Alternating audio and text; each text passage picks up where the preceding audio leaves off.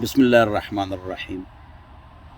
فقہ حنفی کی مضبوط کتاب ہے طحطاوی، اس میں لکھا ہے وہ فی الشعر سنتان، بالوں میں دو سنتیں ہیں، الحلق والارسال، گنجا رہنا اور لمبے بال رکھنا۔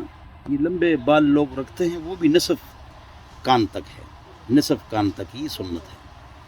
یہ جو لوگ شانوں تک مستقل بال رکھتے ہیں تو بہتر نصف کان تک ہے۔ مصروفیات کی وجہ سے، میدان کارزار کی وجہ سے اگر بال بڑھ گئے تو ٹھیک ہے، ورنہ وفرا نصف کان تک، لمہ گردن تک، جمہ کندھے تک، تو نصف کان تک بال رکھنے چاہیے۔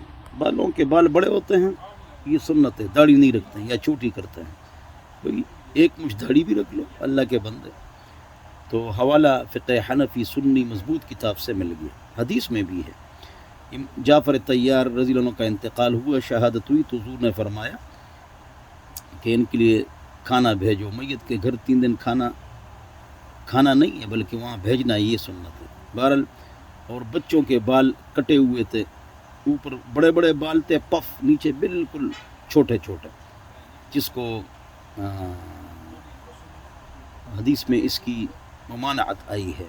قزع، نہا رسول اللہ صلی اللہ علیہ وسلم عن القزع، اب اترکو کلہ اب احلقو کلہ، سارے بال رکھو یا سارے چھوڑو، ہر بال برابر ہو، اوپر کے بال بہت زیادہ ہوں باقی بال کم ہوں، یہ جو لوگ بال رکھتے ہیں یہ مکروہ ہے۔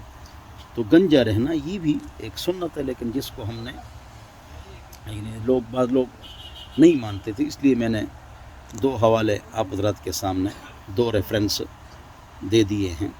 اللہ ہم سب کو سمجھ عطا فرمائے، عقل عطا فرمائے۔ والسلام۔